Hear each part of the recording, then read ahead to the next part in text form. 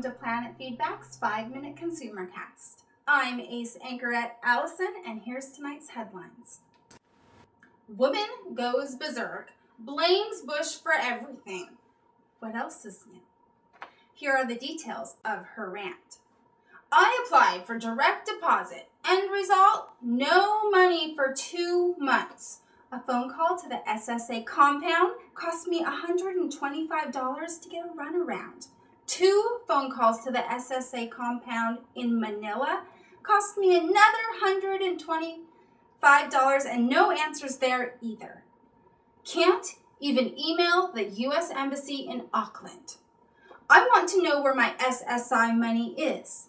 Pull your heads out of your yingwas. Social Security is not a terrorist problem yet. Mr. Bush needs to get his hands off Condi and handle business. Auckland? Where the hell is Auckland? And what did all that mean anyways? Yikes, or should I say yikes was.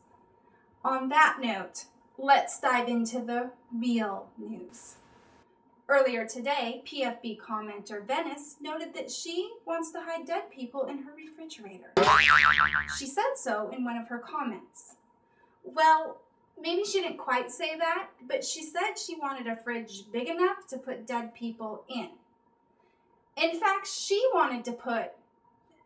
Never mind. Let's move on to our hot topic of the week, pornography. Boy, that's going to get us lots more viewers. Letter writer Pamela H. took exception to a banner ad on Amazon.com that offered 4 DVDs for the price of 3. What's wrong with that, you might ask? Well, when she clicked on the ad, she was presented with an ad for a magazine called Torso with 2 naked gay guys on the cover. Pamela's innate child protection meter suddenly went off, and she jumped on PFB to write a letter to Amazon. This has set off a rather lively discussion in the comments section.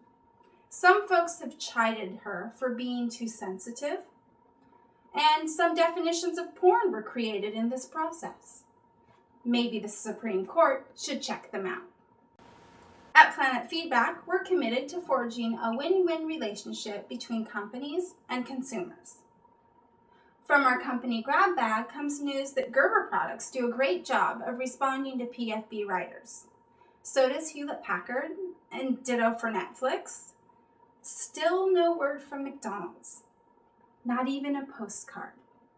You'd think they'd at least call us on our birthday. Finally, you're never going to believe this. With over 1 million letters and comments in our database, we're likely to turn up some strange things. Sure enough, this week we found a real eye-opener. PFB user Tracy Z wrote a letter to Kraft Foods asking about the presence of rennet in their cheese. Huh? She wants to know because she heard that cows were killed to get this rennet. Huh? Cows are killed to make cheese? We don't know if Kraft has answered Tracy's question. However, because we're so gosh darn helpful, we did a little bit of research. When calves are slaughtered for veal, rennet is harvested from the stomach lining. Rennet is used to coagulate milk during the cheese-making process.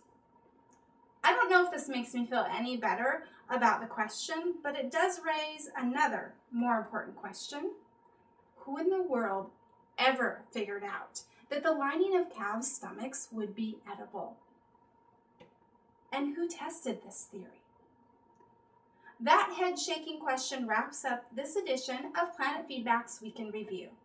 I'm Ace Anchorette Allison, signing off with one final thought. Viva la consumer!